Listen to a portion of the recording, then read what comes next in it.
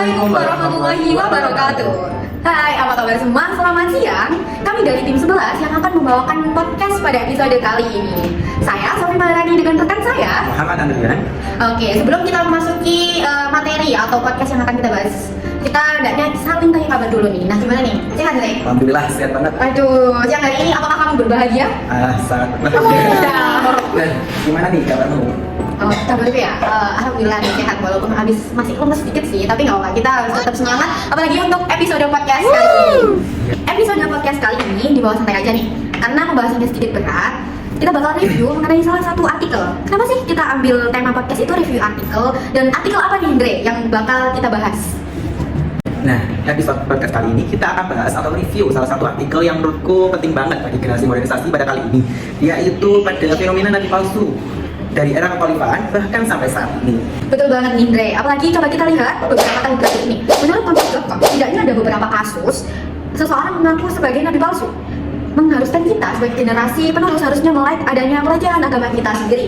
Nah, langsung aja nih teman-teman, kita masuk ke pembahasan. Tapi sebelum kita review artikel ini, lantas menurut Andre, isi daripada artikel yang akan kita review ini apa aja sih, Andre? Nah, untuk judulnya sendiri memiliki yaitu fenomena nabi dan kenabian dalam perspektif Al-Quran. Dan untuk isinya sendiri membahas tentang karakteristik nabi, misi dan peran para nabi dalam perspektif Al-Quran tentunya. Untuk pembahasannya itu, isi yang aku tangkap, yang pertama, karakteristik pada nabi lah. Untuk penjelasannya yaitu memiliki kemampuan yang luar biasa terjaga dari dosa, kecerdasan tinggi, kepemimpinan, dan sifat-sifat seperti sidik, amanah, tabligh, dan fatonah. Selain karakteristik pada nabi tersebut, nabi juga manusia pada umumnya, teman-teman. Untuk seperti makan, minum, dan istirahat tentunya.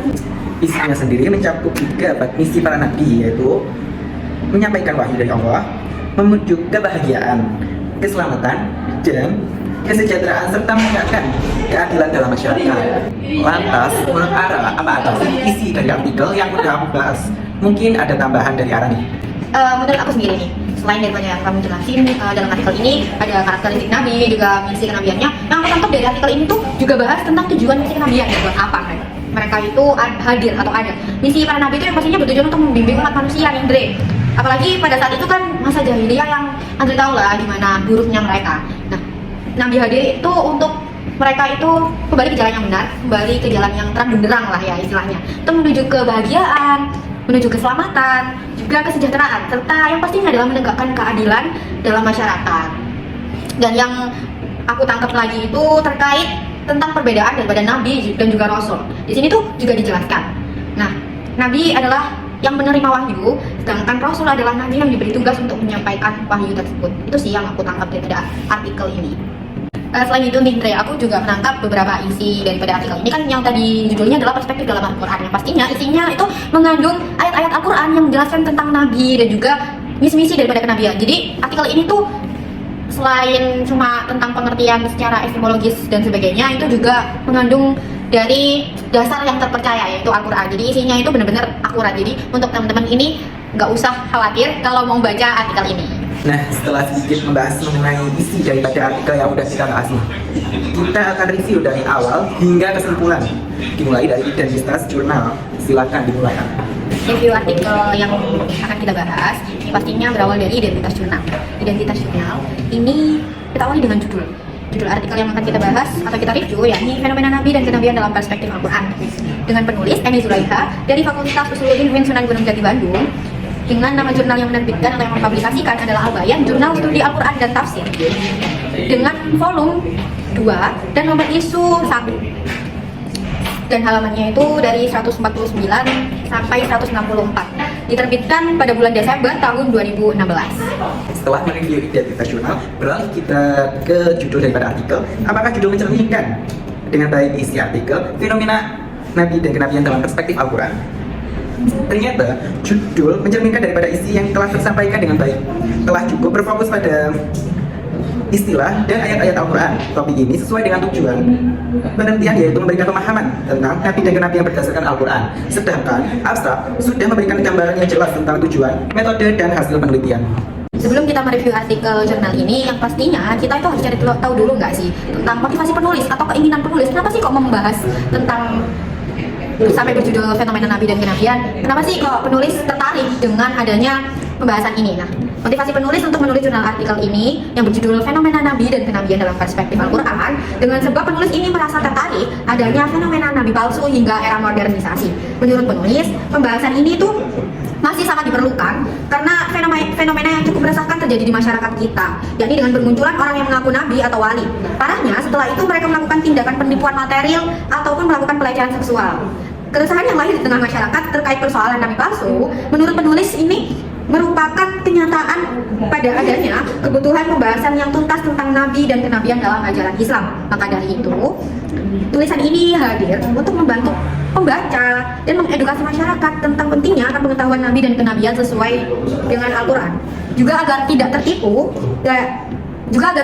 daya muslihat nabi atau wali palsu di era modernisasi saat ini.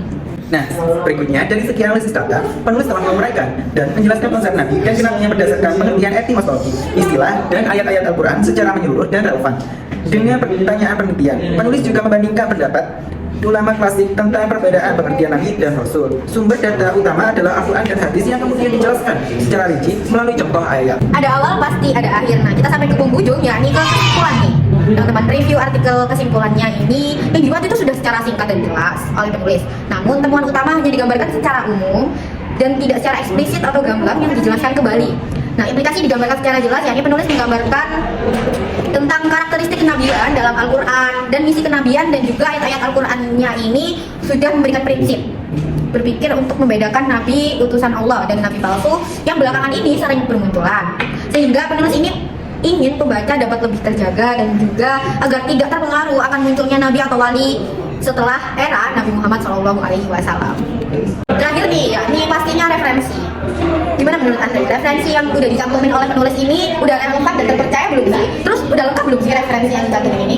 Menurut saya, untuk referensi yang digunakan penulis artikel ini terbilang relevan dan mutakhir. Sebagian besar merupakan karya klasik dan kontemporer yang menjadi rujukan dalam kajian penelitian Al-Quran dan hadis. Semua sumber yang dikutip dalam artikel yang tercantum secara lengkap dalam daftar referensi pada ayat artikel.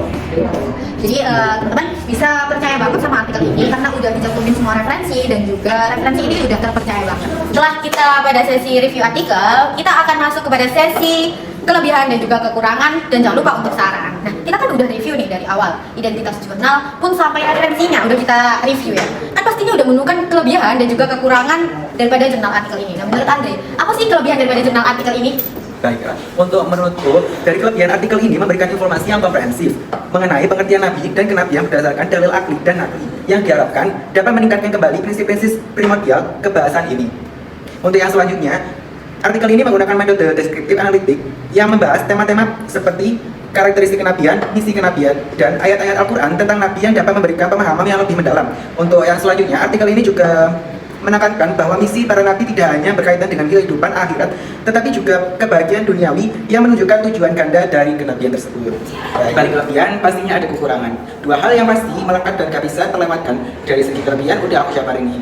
Giliran Ara, menurut Ara, apakah ada atau kekurangan dari artikel yang kita bahas nih? Udah mungkin sekalian saran juga, silahkan. Oke, karena kelebihan udah dijelaskan oleh Andre nih. Nah, sekarang udah masuk ke kekurangan. Sebenarnya kekurangan itu terlalu kasar kan sih, kayak ya oke lah, kurang gitu ya. Oke, sebenarnya penulis itu udah lengkap sih membahas mengenai fenomena nabi dan kenabian dalam perspektif Al-Quran yang udah tercermin dalam judulnya juga. Tapi isi pembahasan penulis ini tidak dipetakan gitu loh secara rinci. Kayak misalnya pembahasan itu dijadikan satu subbab. Misalnya itu salah satu subbab ini pengertiannya. Itu tuh harusnya kan bahas pengertian aja nih, pengertian nabi dan misi kenabian. Mungkin seperti itu. Tapi penulis di sini tuh juga menjabarkan kayak perbedaan dari nabi dan rasul, juga ada kriteria untuk menjadi nabi. Nah, di sini kan kayak apa ya? 3 pembahasan dijadikan satu subbab. Ini kan sangat krusial banget. Jadi saran dari aku untuk penulis itu lebih dipetakan lagi atau dijelaskan lagi jadi per bab subbab sendiri. Jadi agar pembaca ini tidak melewatkan hal-hal yang penting seperti itu, karena mungkin kan kebanyakan penjelasan, jadi kayak pembaca itu kan kadang kayak kurang tertarik. Jadi cari intinya. Nah, karena perbedaan juga kriteria menjadi nabi ini kalau misalkan terlewatkan, ini kan juga apa ya, sangat eman gitu kan ya. Terus juga aku di sini setelah baca dari awal sampai akhir itu, menurutku kurangnya argumentasi dari penulis sendiri. Nah, menurutku itu penulis itu tidak memberikan kesimpulan terhadap apa isi pembahasan yang ditulis oleh penulis sendiri. Jadi menurut aku aku pribadi nih untuk penulis itu memberikan argumentasinya juga dan juga memberikan kesimpulan daripada pembahasan yang dibahas itu loh. Untuk apa sih? Untuk memudahkan pembaca. Karena kan pasti pembahasan itu dari awal sampai akhir itu kan panjang gitu ya banyak. Jadi nggak semua pembaca itu pasti membaca semuanya, pasti cari yang penting aja. Nah menurutku dengan adanya argumentasi dari penulis sendiri, apalagi penulis kalau misalkan disimpulkan dengan pendapatnya itu memudahkan pembaca untuk mengerti apa yang dibahas dan memudahkan pembaca untuk lebih paham karena kan penulis sendiri yang menulis itu. Dan menurutku yang terakhir itu daripada jurnal artikel ini masih banyak tiponya. Jadi kalau misalkan ada beberapa kata yang tipe itu kan jadi salah penafsiran jatuhnya dan itu kan sangat fatal. Jadi menurutku untuk saran kedepannya untuk penulis dan penulis-penulis yang lain yang ingin jadi penulis nanti kedepannya itu diperhatikan lagi soal tipe ini, entah dari segi kata, kalimat maupun halaman ataupun dan sebagainya karena itu lebih fatal dan jatuhnya itu pasti jadi juga salah pengertian. Jadi saranku ke depannya untuk penulis-penulis selanjutnya atau penulis sendiri ini memperhatikan dan mengkoreksi lebih teliti lagi. Seperti itu sih saran dan juga beberapa keluhan dari aku membaca artikel ini. Oke, setelah kita bahas dari sisi kelebihan dan juga kekurangan, pastinya setelah kita review juga nih, apa sih sisi menarik daripada jurnal artikel ini menurut Anda? Nah baik, untuk dari sisi hal yang menarik dari artikel ini yaitu tentang cara menghadapi isu nadi palsu. Nah, jurnal artikel ini penting banget untuk referensi generasi kedepannya akan lebih terjaga dari orang-orang yang tidak bertanggung jawab mengaku tidak diuji. Untuk menurut Ara sendiri, hal apa yang menarik yang selain yang udah aku ucapkan ini? Oke, kalau menurut dari sisiku ya, setelah aku baca nih, dari awal sampai akhir, sisi daya tariknya itu di misi kenabiannya. Kenapa sih? Karena penulis ini mencantumkan disertai dengan ayat Al-Quran yang mana cukup lengkap dan menggambarkan pula perjuangan Nabi pada saat itu. Jadi kan sisi menarik untuk pembaca. Mereka itu ditarik ke masa perjuangan Nabi pada saat itu. Kita udah sampai di penghujung nih, Andre. Dari awal kita udah review artikel, juga kita ungkapin nih kelebihan dan juga kekurangannya, terus juga sarannya nih. Nah, saatnya kita pamit undur diri. Sekian podcast dari kelompok 11 di episode review artikel. Semoga bermanfaat dan jangan lupa like. Terima kasih dari kami. Saya Sofi Maharani Dan saya Muhammad Adrian.